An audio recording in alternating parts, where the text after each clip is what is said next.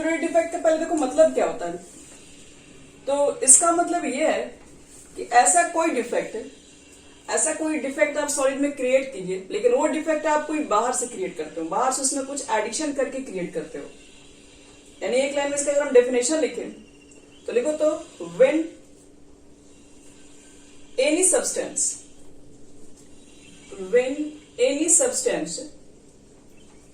is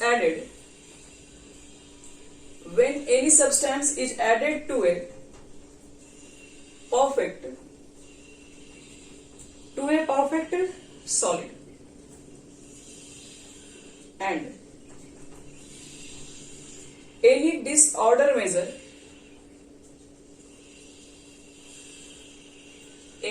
disorder measured then that defect is called impurity defect।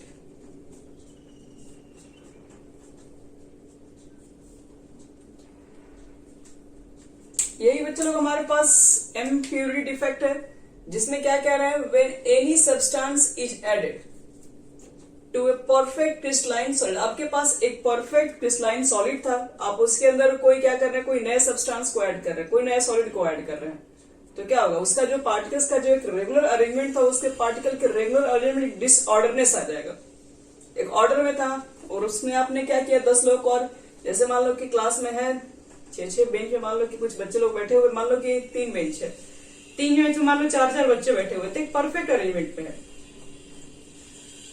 अब मान लीजिए कि आप अपने मन से लेके आए 2 बच्चे को और बैठाने के लिए, अभी 2 बच्चे को कहाँ बैठाओगे, कहीं यहाँ बैठाओगे तो इसका ऑर्डरनेस बेकार हो जाएगा, फिर तो कहीं यही दोनों बैठाओगे तो ऑर्डर क्या होगा, डिसऑर्डर में चला जाएगा वो।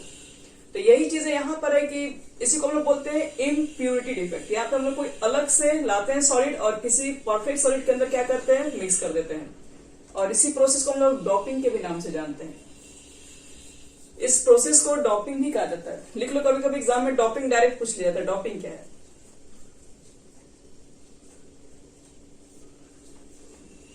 तो डॉपिंग का मतलब ये होता है कि द प्रोसेस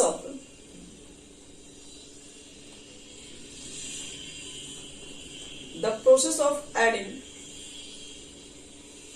इम्प्योरिटी। आप जो नए सब्सटेंस जो ऐड कर रहे हैं, एक्चुअल में वो क्या कर रहा है, वो क्रिस्टलाइन सॉलिड को डिसऑर्डर बना रहा है, तो एक तरीके से वो सॉलिड के लिए तो इम्प्योरिटी ही कहलाता है।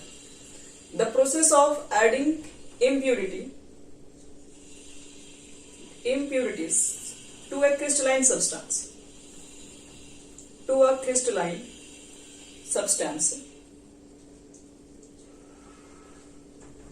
so as to change its properties is called doping।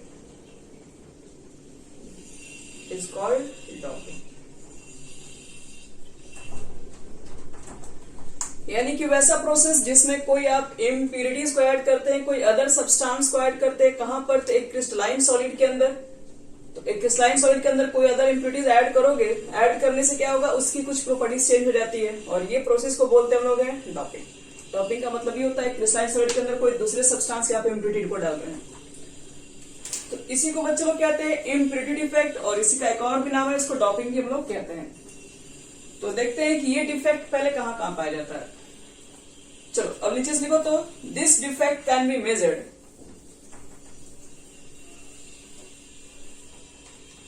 देखो, this defect can be measured। This defect can be measured in both ionic solid and covalent solid। यानी कि ये डिफेक्ट हमें दोनों तरह के सॉलिड में देखने के लिए मिलेगा। हो सकता है वो आयनिक भी हो या फिर वो कोवेलेंट सॉलिड भी हो। तो चलो हम लोग को इस चैप्टर में इसी के ऊपर बात करना है, कोवेलेंट सॉलिड के अंदर डॉपिंग कैसे करते हैं और आयनिक सॉलिड के अंदर डॉपिंग कैसे करते हैं, और डॉपिंग करने की वजह से क्या उसके अंदर चेंजेस आते हैं, उसके बारे में पढ़ना होता है। तो चलो पहले कोवेलेंट के बारे में ही बता रहे हैं, थोड़ा ये बड़ा है, बाकी तो आयनिक में छोटा ही है। चलो बच्चों लोग सब लोग हेडिंग करो, impurity defect in covalent solid. First number impurity defect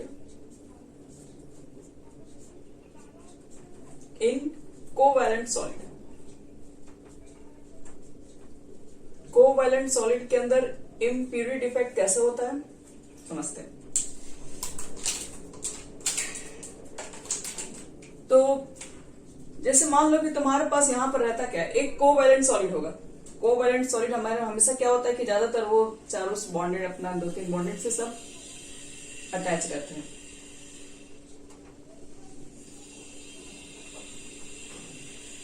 तो यहां पर तुम्हारे पास क्या होगा कि कोवैलेंट सॉलिड होगा, और कोवैलेंट सॉलिड बेसिकली यहां पर आप देखोगे तो ज्यादातर दो ही लिया जाता है। कौन कौन सा है वो आपके पास या तो जर्मेनियम होगा या तो सिलिकॉन। हम लोग इसी के ऊपर पढ़ेंगे। अभी तो बच्चे लोग हम लोग को 12th में इसी के बारे में टॉपिक में पढ़ना है। बहुत सारे टॉपिक्स होते हैं, ध्यान रखिएगा, लेकिन हमारे सिलेबस में ज्यादातर आपको मिलेंगे जर्मेनियम और सिलिकॉन के बारे में। तो याद रखना कि जर्मेनियम सिलिकॉन के बारे में हम लोग जानते हैं, ये सब टेट्रा वैलेंसी होती है, ये चारों बॉन्ड बनाते हैं। तो इसके अंदर हम लोग दूसरे सब्सटेंस को कैसे ऐड करेंगे उसी के अंदर, क्योंकि चारों बॉन्ड बनाएंगे तो ये तो जानते हो जनरली सिलिकॉन जो होता है वो कोवैलेंट बॉन्ड बनाता है। जर्मेनियम भी आपके पास कोवैलेंट बॉन्ड ही बनाएगा, मतलब चारों तरफ शेयरिंग करके बॉन्ड बनाता है। जिसके आउटर मोस्ट में 4 इलेक्ट्रॉन है वो तो शेयर करके ही बॉन्ड बनाएंगे। तो ये सब कोवैलेंट बॉन्ड बनाते हैं।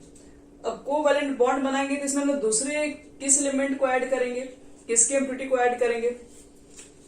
तो देखो हम लोग हो सकता है इसमें 13 ग्रुप, क्योंकि सिलिकॉन और जर्मेनियम आपके पास 14 ग्रुप के एलिमेंट होते हैं। आप लोग कार्बन पढ़े हो ना, क्या सीताजी सुनो प्रभु। तो कार्बन था, सिलिकॉन था, जर्मेनियम था, टीन था। तो ये तो आपके पास नॉन मेटल्स, नीचे मेटल्स होते हैं, ऊपर नॉन मेटल्स होते हैं, बीच वाले मेटलोइड्स होते हैं हमारे पास है। तो इसी के ऊपर हम बात कर रहे हैं कि सिलिकॉन और जर्मेनियम में कैसे इम्प्यूरिटी डिफेक्ट को क्रिएट किया जाता है। तो पहले लिख लीजिए, फिर उसको हम एक्स्ट्रा समझा देंगे फिगर बना के। लिखो तो when silicon and germanium, when silicon and germanium of group 14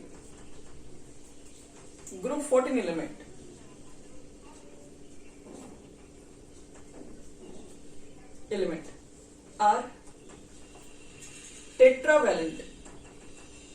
हमें पता है कि जर्मेनियम और सिलिकॉन जो होते हैं 14 एलिमेंट के हैं और वो टेट्रावैलेंट होते हैं। 14 element are tetravalent in nature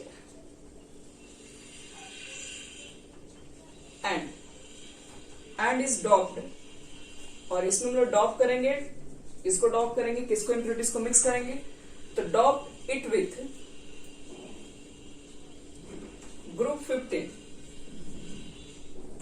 group 15 के बच्चे लोग 5 वैलेंसी होती है, 5 वैलेंस इलेक्ट्रॉन होते हैं उनके आउटर मोस्ट में। ग्रुप 15 को ऐड कर सकते हैं या फिर ग्रुप हम लोग 13 वाले एलिमेंट को ऐड कर सकते हैं इम्प्यूरिटी के तौर पे। 13 वाले का क्या होता है, आउटर मोस्ट में 3 वैलेंस इलेक्ट्रॉन होता है। Then that defect is called impurity defect in covalent solid। in covalent solid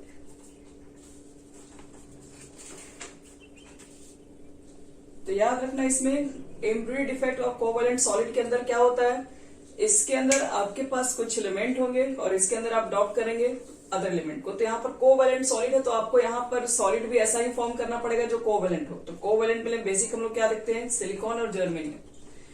तो सिलिकॉन और जर्मेनियम ग्रुप 14 के एलिमेंट है, टेट्रावैलेंट इनका नेचर होता है। और इसके अंदर हम लोग क्या करेंगे, इम्प्यूरिटी के तौर पे किसको डॉप करेंगे, तो ग्रुप 15 के एलिमेंट को डालेंगे इसके जगह पे, ग्रुप 13 को डालेंगे। तो इसी प्रोसेस को कहते हैं impurity defect in covalent solid, और इसको 2 तरीके से की जाती है। तो पहले यहां तक लिख लो, इसमें 2 टाइप से डॉप करने के, एक ग्रुप 13 के एलिमेंट को भी डॉप करके बना सकते हैं और एक ग्रुप 15 के एलिमेंट को भी डॉप करके बना सकते हैं। तो 13 को डॉप करेंगे तो उसके लिए कैसे अलग ही प्रोसेस का नेम है, और 15 को ऐड करेंगे तो उसके लिए अलग प्रोसेस ही डिफाइन है। तो लिखो तो types of impurity defect in covalent solid. अब अलग अलग ग्रुप के एलिमेंट को डालेंगे तो अलग अलग उसका नेम भी बनेगा। तो लिखो types of impurity defect in covalent solid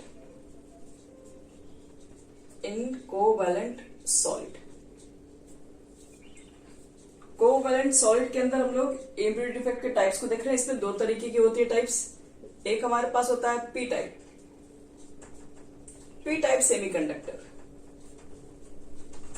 इसको हम लोग बच्चे लोग कुछ देर के बाद इलेक्ट्रिकल प्रॉपर्टीज में भी डील करेंगे, बट यहां पर भी है तो यहां पर भी जानना होगा हमें। एक पी टाइप सेमीकंडक्टर होता है बच्चे लोग, और एक होता है हमारे पास एन टाइप सेमीकंडक्टर।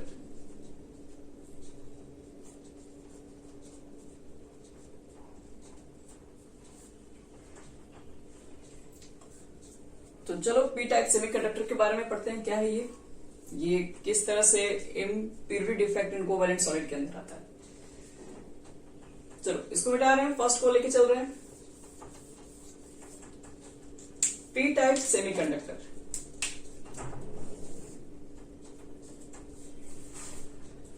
तो इसमें सबसे पहले याद रखिएगा, यहां पर पी कहने का मेरा ये मतलब है, पी टाइप का मतलब यहां पर क्या है कि पी बोले तो यहां पर पॉजिटिव को कहते हैं,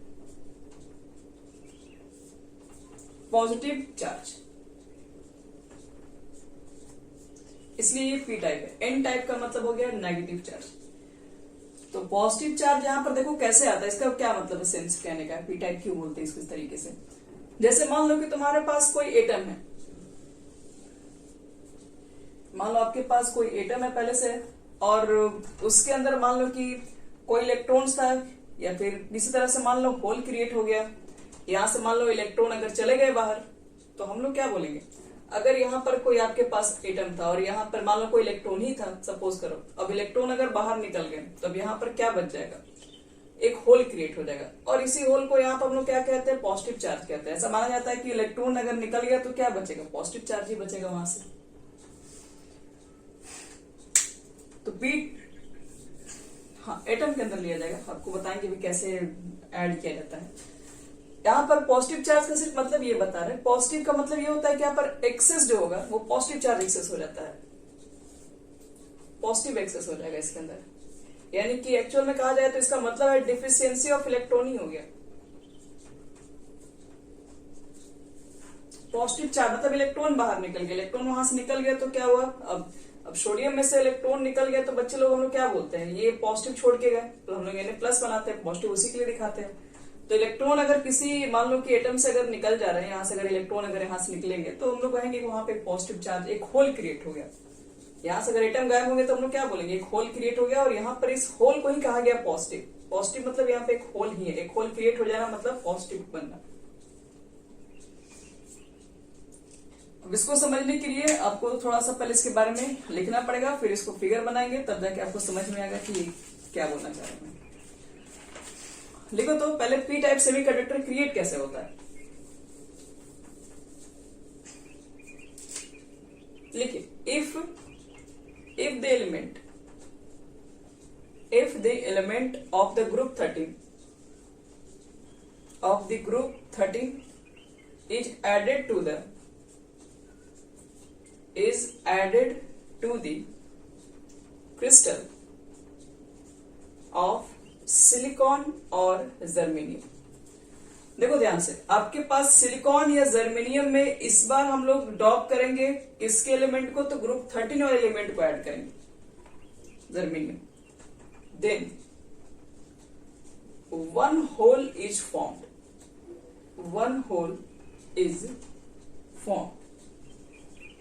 and it is responsible ये किसके लिए रिस्पॉन्सिबल है, तो फॉर इलेक्ट्रिकल कंडक्टिविटी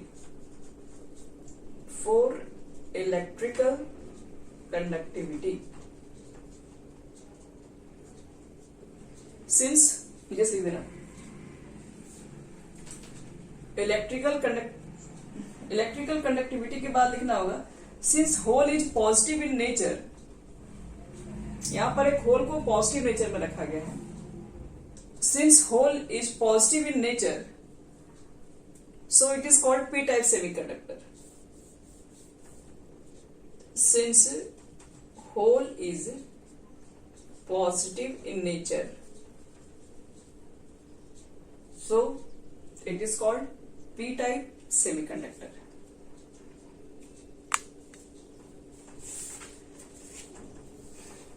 पहले एक बार डेफिनेशन पढ़ दे रहे हैं, फिर आपको एक फिगर बना के समझा रहे हैं। कह रहा है कि अगर मान लो कि कोई भी एलिमेंट ग्रुप 13 के आप ऐड करने जा रहे हैं, किसके अंदर, सिलिकॉन या जर्मेनियम, यानी सिंपल से बोलो ग्रुप 14 के अंदर आप ग्रुप 13 के एलिमेंट को ऐड करोगे, तो वहां पर क्या होता है कि एक होल क्रिएट हो जाएगा। कैसे क्रिएट होगा आपको हम समझा रहे हैं। और उस होल की वजह से क्या होता है कि रिस्पॉन्सिबल इलेक्ट्रिकल कंडक्टिविटी उसकी बढ़ जाती है, और इस होल चूंकि पॉजिटिव नेचर में होता है इसलिए इसको पी टाइप सेमीकंडक्टर कहते हैं। तो आप समझते हैं ये होल का क्या मतलब है, कैसे डॉपिंग करते हैं। चलो अब यहां पर देखो, यहाँ पे हम कुछ एटम ले रहे हैं। ये हमारा एटम जो होगा बच्चे लोग सिलिकॉन का है।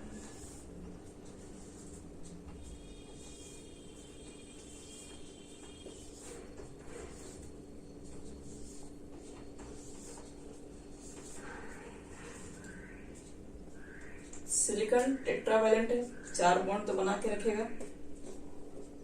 आपको हर एटम एक दिख रहा होगा, 4 बॉन्ड से वो आपस में अटैच है। तो अब हम हर जगह यहाँ पे सिलिकॉन को पुट करते हैं। सिलिकॉन टेट्रावैलेंट है, टेट्रावैलेंट आपको दिख भी रहा है।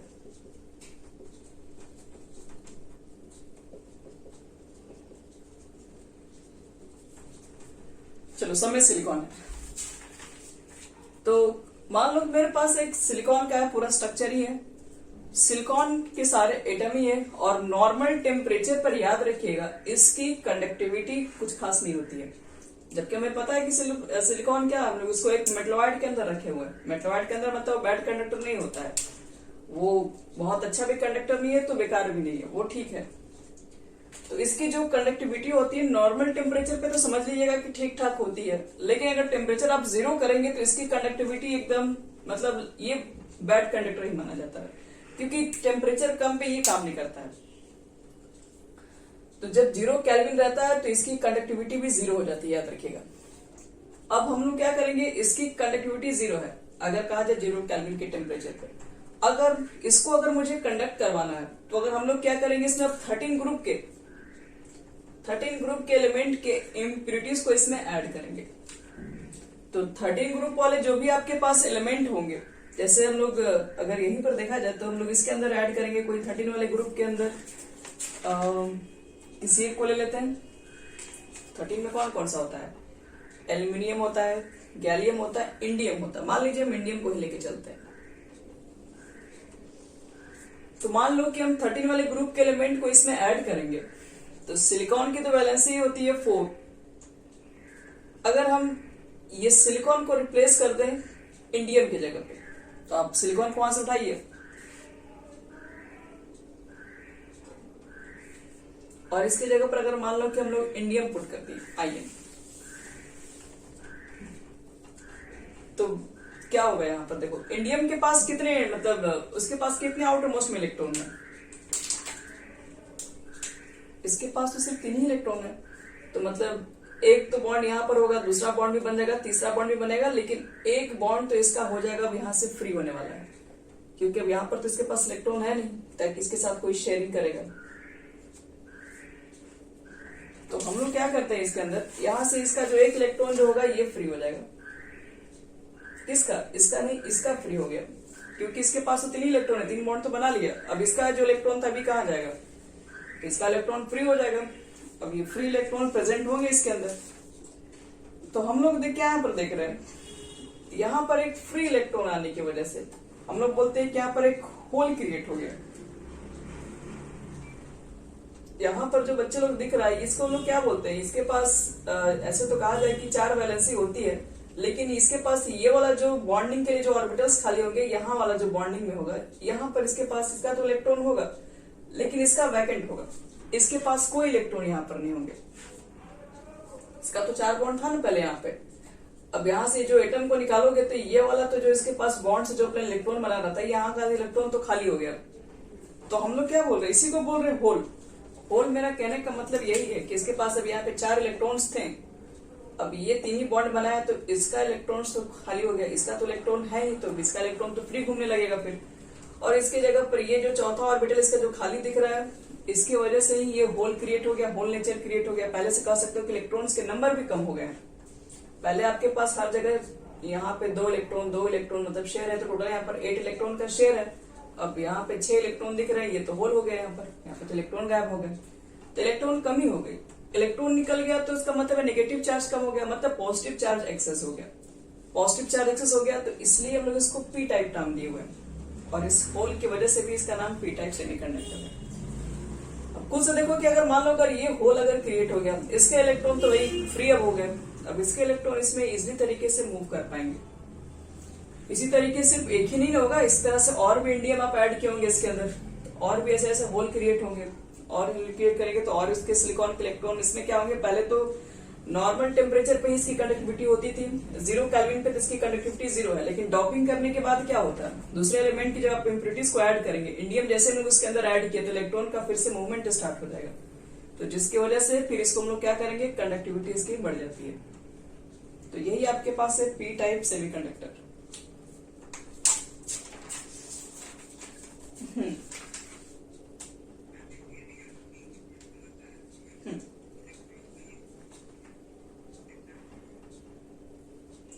क्या इलेक्ट्रॉन का पॉजिटिव चार्ज,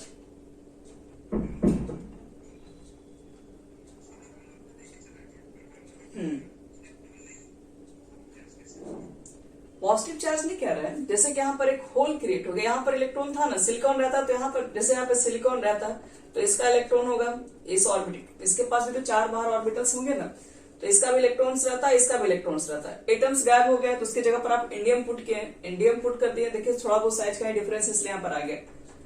लेकिन इसके साथ जो ये बॉन्ड बनाया था, अब यहाँ पर तो बॉन्ड नहीं बन रहा, अब इसका जो ऑर्बिटल्स था वो तो वैकेंट ही पड़ा रहेगा।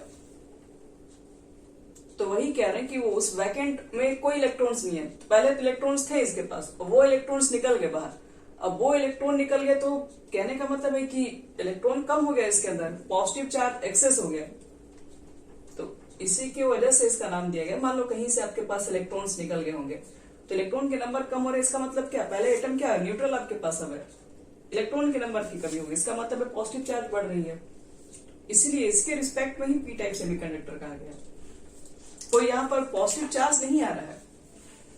पॉजिटिव चार्ज यहाँ पर हम किसको नाम दे रहे हैं, वो जो होल बन रहा है, जो इलेक्ट्रॉन से जो ऑर्बिटल से निकल जा रहा है वहां पर खाली हो जा रहा है, वैकेंट हो जा रहा है।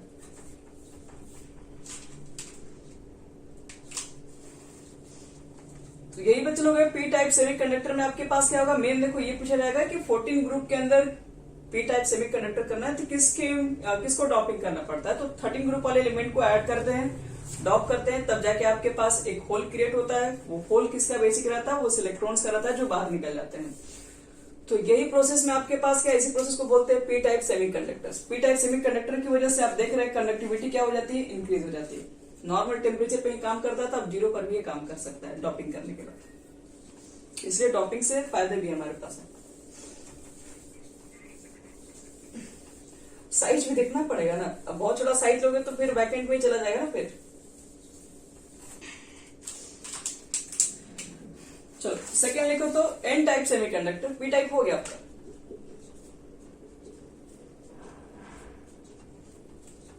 N type semiconductor,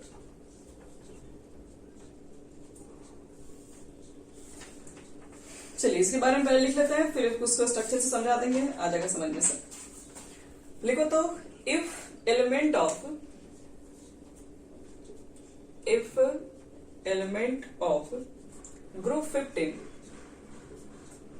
group 15 is added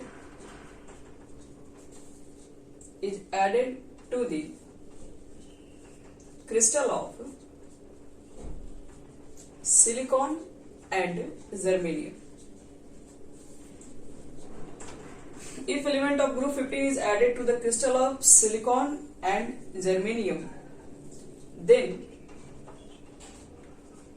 one electron get free then one electron get free, which is responsible for electrical conductivity.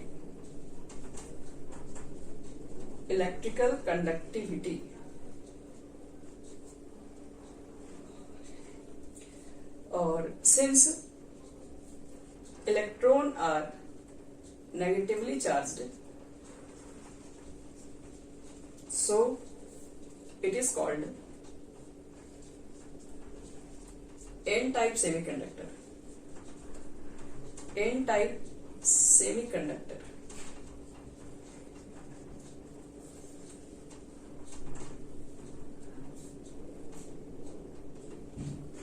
चलो बच्चों लोग इसको सब लोग नोट कर लीजिए फटाफट, उसके बाद इसको एक्सप्लेन कर दे रहे हैं।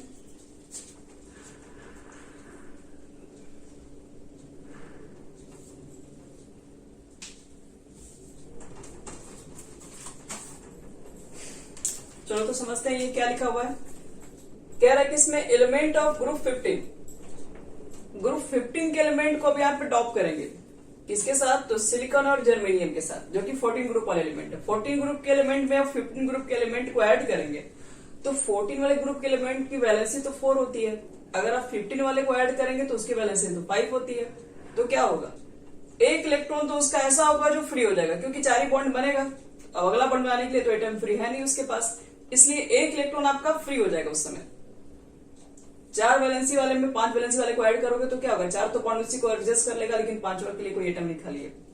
तो इसलिए कहेंगे कि अब जो इलेक्ट्रॉन जो फ्री हो गया तो which is responsible for electrical conductivity, वो उसकी वजह से वो इसकी इलेक्ट्रिकल कंडक्टिविटी इंक्रीज हो जाएगी। और सिंस आपका जो इलेक्ट्रॉन जो फ्री मतलब कि एक इलेक्ट्रॉन आपका एक्स्ट्रा बढ़ गया पहले से, तो मतलब आपके पास नेगेटिव चार्ज बढ़ गया, इसलिए इसको बोलते हैं एन टाइप सेमीकंडक्टर। चलो तो इसको फिगर को बना के हम एक्सप्लेन कर दे रहे हैं। फिर कोवेलेंट सॉलिड बच्चों लोग, जो आपके पास डिफेक्ट थी वो इतना ही थी इसमें। फिर से लेते हैं सिलिकॉन को, पहले ले लेते हैं हम लोग। यहाँ पे सिलिकॉन के एटम को रखेंगे।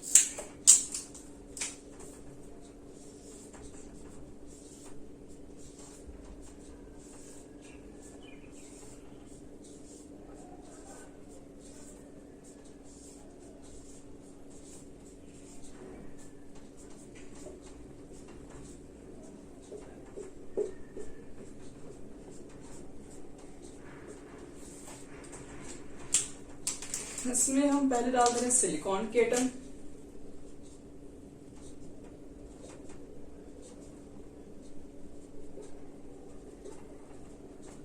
सिलिकॉन के एटम देखिए यहाँ पर 0 केल्विन रखिएगा तो ऐसे ही देख रहे हो 4 बॉन्ड से बंधा हुआ है, तो इसके इलेक्ट्रॉन्स तो फ्री ही नहीं है।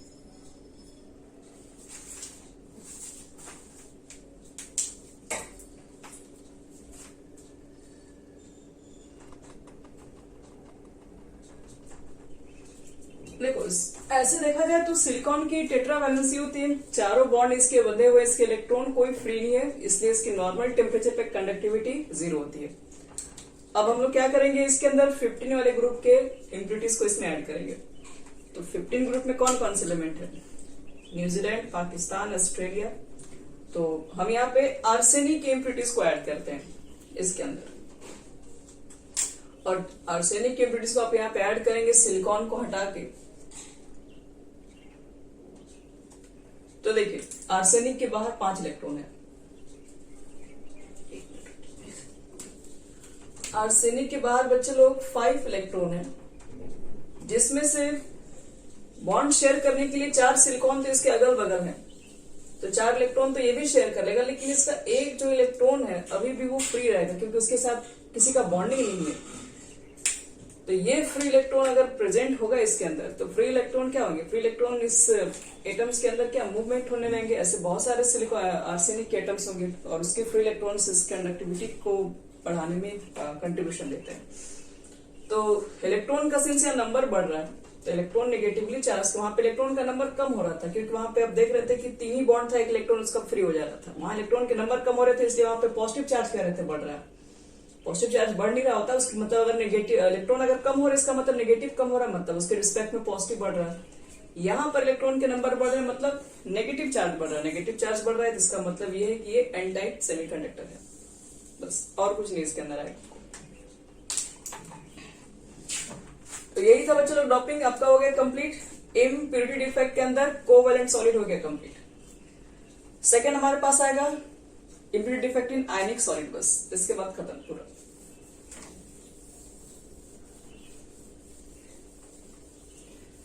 लिखो सब लोग ready, impurity defect in ionic solid.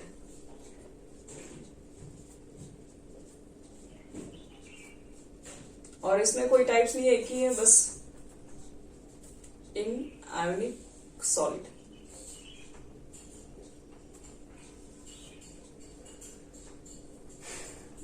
तो देखते हैं आयनिक सॉलिड के अंदर इम्प्योरिटी डिफेक्ट क्या होता है। तो पहले लिख लीजिए कि ये कैसे क्रिएट करते हैं। लिखो, द इलेक्ट्रिकल कंडक्टिविटी, एक मिनट, ठीक है लिख दीजिए, इसमें कुछ खास डेफिनेशन नहीं है। The electrical conductivity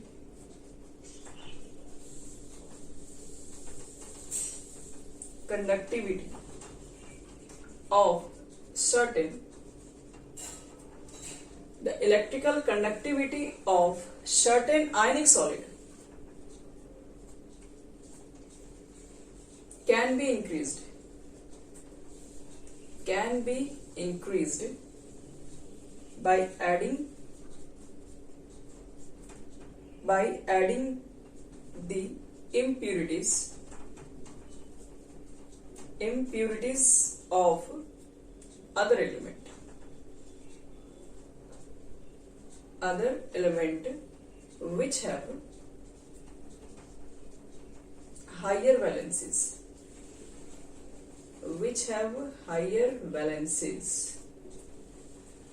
बस। देखो आयनिक सॉलिड ही हम लोग अभी तक पढ़ रहे थे, उसके अंदर डिफेक्ट को, यहाँ पर भी हम लोग पढ़ रहे हैं डिफेक्ट ही है, लेकिन ये डिफेक्ट थोड़ा अलग है, इसमें हम लोग अलग से ऐड कर रहे हैं अदर सब्सटेंस की इम्प्योरिटी को। तो कह रहा है कि the electrical conductivity of certain ionic solid को इंक्रीज करा सकते हैं। कब इंक्रीज करा सकते हैं? तो उसमें हम लोग इम्प्योरिटी को ऐड करा के किसी दूसरे एलिमेंट का, और वैसे एलिमेंट को ऐड करेंगे जिसकी वैलेंसीज जो होनी चाहिए हाइयर होनी चाहिए। मतलब यहाँ पर पहले से जो आपके पास एटम होंगे आयनिक सॉलिड के, उसमें से आपको क्या करना पड़ेगा, दूसरे सब्सटेंस, दूसरे मेटल्स को आप ऐड जब कराएंगे तो उसकी वैलेंसी पहले वाले से वो क्या होनी चाहिए, ज्यादा होनी चाहिए। तो ये समझ में आपको तब आएगा जब आपको एग्जाम्पल देंगे, और एग्जाम्पल्स पे इस पे क्वेश्चन भी किया जाता है। चलिए इसको पहले मिटा रहे हैं, फिर एग्जाम्पल देंगे। ध्यान रखना इसमें electrical conductivity of ionic solid को कैसे ऐड करते हैं, कैसे बढ़ा सकते हैं, उसमें इम्प्योरिटी को डालकर, और इम्प्योरिटी भी कौन डालेंगे, तो जिसकी वैलेंसी जो होनी चाहिए वो ज्यादा होनी चाहिए। फॉर एग्जाम्पल लिखो,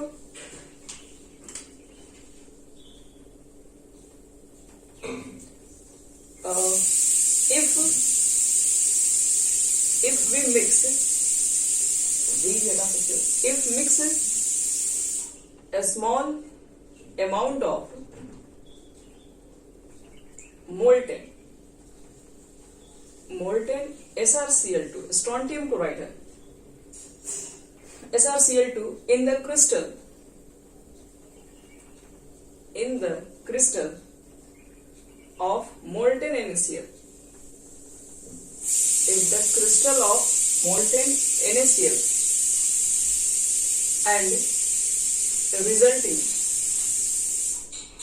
and resulting solution is cooled, full stop. In the crystal of NaCl, some Na plus ion is replaced by Sr plus 2 ion, full stop. In order to maintain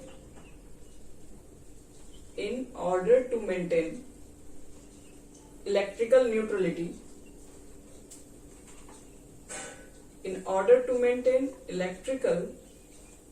neutrality, each Sr2 plus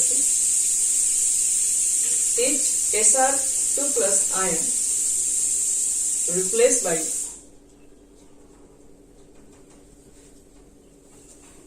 each Sr plus 2 ion replaced by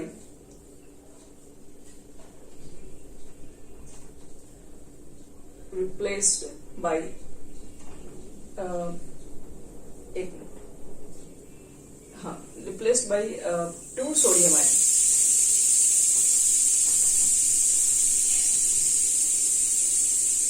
Two sodium plus ion. So cationic vacancy are formed. So cationic vacancies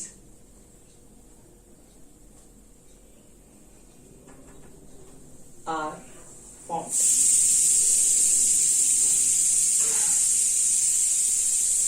Which is responsible for electrical conductivity. Which is responsible for, लिख लीजिएगा, which is responsible for electrical conductivity.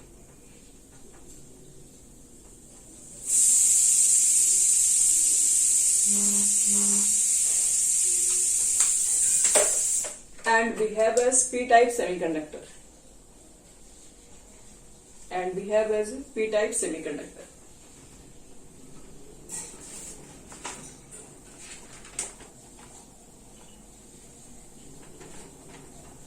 चलो, each Sr plus 2 ion replaced by 2 sodium ion. इसको थोड़ा छोटा कर,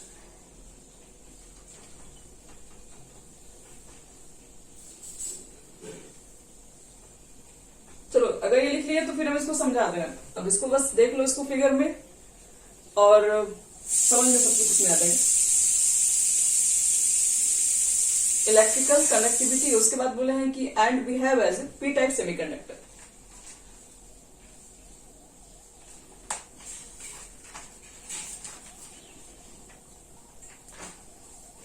चलिए बच्चे लोग इसको मिटा रहे हैं और पहले मिटा रहे हैं, पहले समझा दे रहे फिर मिटाते हैं.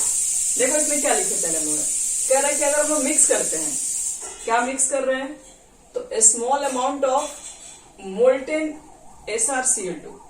SrCl2 को मोल्टेन फॉर्म करके ऐड करते हैं किसके अंदर, तो NaCl को मोल्ट करें. मतलब इसको भी मोल्टेन फॉर्म में रखना है, इसको मोल्टेन फॉर्म में रखना है और इसमें स्मॉल अमाउंट को इसको ऐड कर रहे हैं NaCl के अंदर. तो रिजल्टिंग सॉल्यूशन मिक्स करने के बाद सॉल्यूशन को आप थोड़ा ठंडा कीजिए, कूल्ड कीजिए. और कूल करने के बाद क्या कह रहा है कि NaCl जो क्रिस्टल में प्रेजेंट थे उसमें से कुछ सोडियम आयन को रिप्लेस कर देगा. कौन रिप्लेस कर देगा, तो Sr plus 2 ion, sodium ion को Sr plus 2 आयन रिप्लेस कर देगा. अब एक देखिए ध्यान से, Na पर 1 प्लस है, Sr2 पे 2 प्लस होता है. तो अपने इलेक्ट्रिकल को मेंटेन रखने के लिए, अपने इलेक्ट्रिकल न्यूट्रलिटी को कह रहा है मेंटेन रखने के लिए, जो एक स्ट्रोंटियम आयन होगा चार्ज को बैलेंस रखने के लिए 2 सोडियम प्लस को रिप्लेस करता है. क्योंकि 2 प्लस, अगर हम 2 प्लस वाले को ऐड कर रहे हैं तो 2 को सोडियम को भी हटाना पड़ेगा यहां से. तो 2 सोडियम जाएगा तो उसके बदले में एक Sr2 प्लस आएगा. यानी each Sr2 plus ion replaced by 2 sodium atom. एक Sr2 प्लस को ऐड करोगे 2 सोडियम को निकालना पड़ेगा. तो एक चीज बताओ, तुमने एक Sr प्लस 2 को रखा, 2 सोडियम को निकाल दिया, तो 2 सोडियम वहां पे 2 एटम होंगे, तो एक तो आपके पास वैकेंसी क्रिएट हो गया, वहां से एटम निकल गया. तो एक ही 2 हटा के एक ही रख रहे हो तो कैटायनिक वैकेंसी क्रिएट हो जाएगा. और कैटायनिक वैकेंसी अगर क्रिएट हो गया एक बार तो यही रिस्पॉन्सिबल फॉर कंडक्टिविटी होता है. इलेक्ट्रॉन फिर से मूव करने लगेंगे वैकेंसी जहां भी क्रिएट होता है. और हम लोग देख रहे हैं एक तरीके से यहाँ पर क्या हो रहा है, यहाँ पर पी टाइप सेमीकंडक्टर बन रहा है क्योंकि यहाँ पर कैटायनिक क्यों क्या हो रहा है, इंक्रीज हो रहा था. जहां पर भी कैटायन इंक्रीज होते हैं वो पी टाइप्स की तरफ दिखाई पड़ते हैं कैटायनिक वैकेंसी क्रिएट होने की वजह से. तो पी टाइप कहने का मेरा ये बिल्कुल भी मतलब नहीं हुआ कि पी वाला ही पूरा बोल दो, वो इससे रिलेट बस कर रहा है कि वहां पर भी एक कैटायन की वैकेंसी एक होल क्रिएट होता था, यहाँ पर वही बात हो रहा है. क्या बोले बोलिए अवश्य.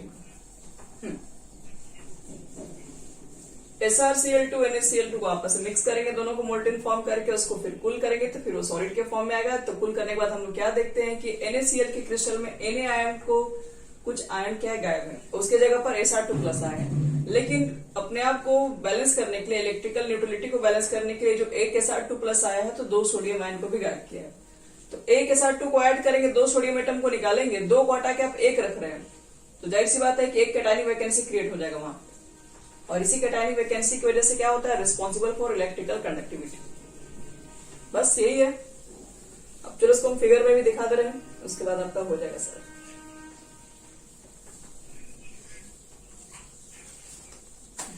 दोनों को हम मोल्टेन फॉर्म ऐड करते हैं करके, जैसे देखो यहाँ पे बता रहे हैं, समझ में आ जाएगा।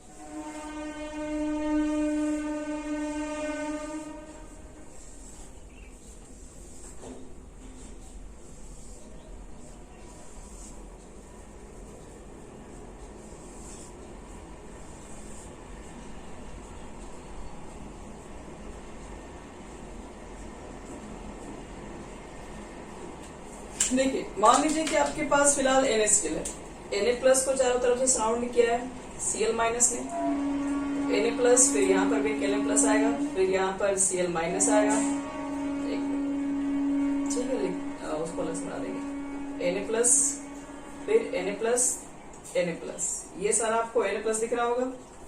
फिर हमारे पास आएगा Cl माइनस, तो देखो Cl माइनस को रख दो, देख यहाँ पे Cl minus, Cl minus, Cl minus, Cl minus, Na plus आ गया, Cl माइनस आ गया। अब हमने क्या किया, इसको मोल्टेन कर दिया, मोल्टेन फॉर्म में करने के बाद फिर स्ट्रोंटियम को साथ इसको मिक्स कर दिया। स्ट्रोंटियम आएगा तो क्या करेगा, 2 सोडियम एटम को हटाएगा, 2 को हटाएगा और एक जगह पे कहीं बैठ जाएगा।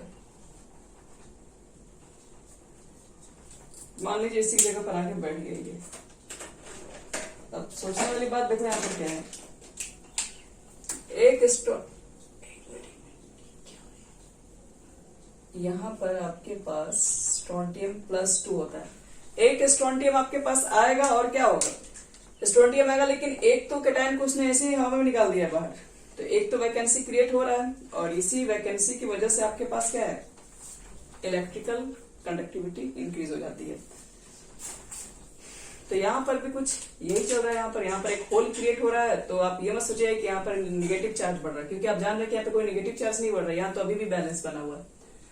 तो पी टाइप को रिलेट करने का सिर्फ यही मतलब है मेरा, क्योंकि आप पर पास एक होल क्रिएट हो रहा है, और कुछ नहीं करने का मतलब। पूरा उठा के आप उसका डेफिनेशन इसमें मत मिला दीजिएगा, दोनों डिफरेंस है। तो बस बच्चे लोग, यही था आपके पास पूरी तरीके से इम्प्योरिटी डिफेक्ट। और एक तरीके से अगर कहा जाए, अभी आप जस्ट पहले नॉन स्टाइकोमेट्रिक में एक चीज पढ़ा रहे थे, कैटायनिक हम लोग मेटल एक्सेस डिफेक्ट कर लिए थे, मेटल डिफिशियंसी डिफेक्ट। और एक्चुअल में अगर देखा जाए तो मेटल का डिफिशियंसी तो हो गया इसके अंदर, 1 2 3 4, और आपके पास देखो तो 1 2 4 आपके पास क्लोरीन है, और यहाँ पर अभी भी पहले से ज्यादा तो मेटल ही आपको 4 दिख रहा है, लेकिन एक्चुअल में यहाँ पर 9 है, पहले से ऑड नंबर है, इवन नंबर लोगे तो ज्यादा समझ में आएगा। तो यहाँ पर क्या हो गया, देखो तो पहले से अगर मान के चलो कि 4 क्लोरीन थे, और अगर 4 सोडियम था, तो 2 सोडियम हटा के 1 स्ट्रोंटियम लाया, तो एटम के नंबर, मेटल के नंबर तो कम हो गए। तो एक तरीके से ये भी तो कैटायनिक वैकेंसी ही है।